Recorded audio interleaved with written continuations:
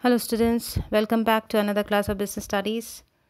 We are studying about the elements of directing. We completed the supervision part and we started with the motivation element of directing. So we finished with the meaning of motivation, what is motive, and the three interrelated terms motive, motivation, and motivators. And we also studied the definition of motivation. And in our today's class, we are going to study about the features of motivation.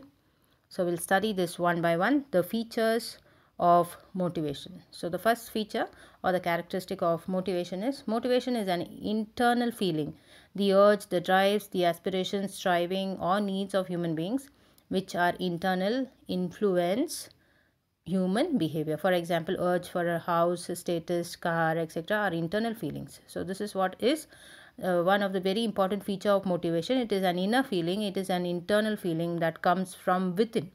So it is an inner feeling, internal feeling, like urges or strong desires or drives or aspirations or strivings or needs of human being that is really influencing the behavior that makes you behave in such a manner to achieve the goal. So when you have a strong urge to have a bike or a car or a luxurious house or good status in the society, these feelings and all are coming from within, from the internal part of an individual. So this is one of the very important feature of motivation. It is an internal feeling. Next one is motivation produces goal directed behavior. For example, promotion of an employee will improve the performance and work efficiently. So motivation produces goal directed behavior here. So goal directed behavior means you are motivated in order to perform better. So for example, in an office, if an employee is promoted, that employee may work harder and improve the performance.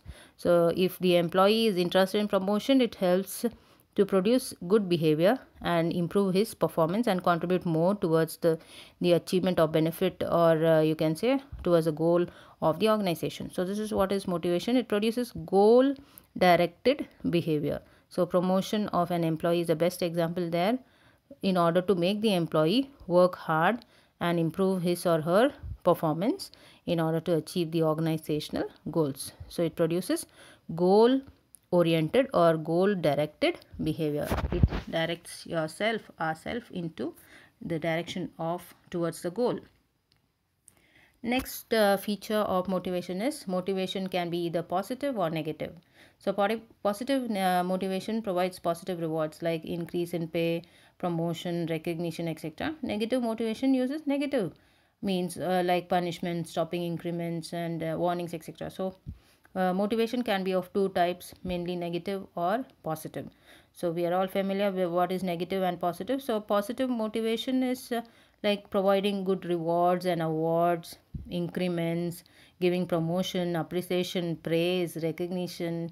All these positive things will motivate an employee to work hard. There are the other ways also to motivate, that is negative motivation.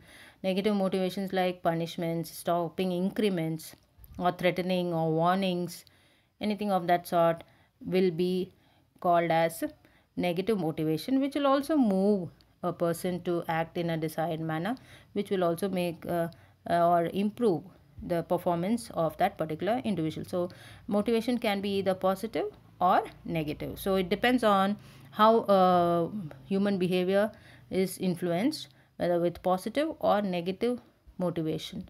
So accordingly, management has to decide about it.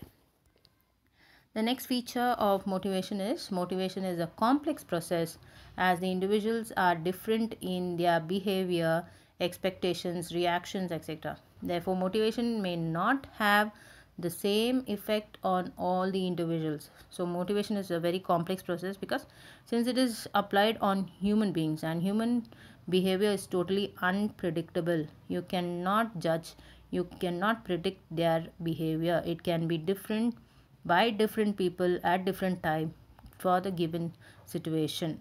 So this is what happens in a motivation. It's a very complex process, a very complicated and difficult to understand process, as the individuals are having different expectations, they have different perceptions, they have different reactions, they have different interpretations for every matter.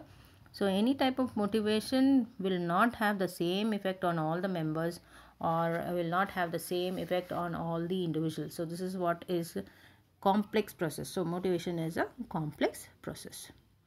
So this is all for today's class, dear students. I hope you have understood the features of motivation. In our next class, we'll study about the importance of motivation. Thank you.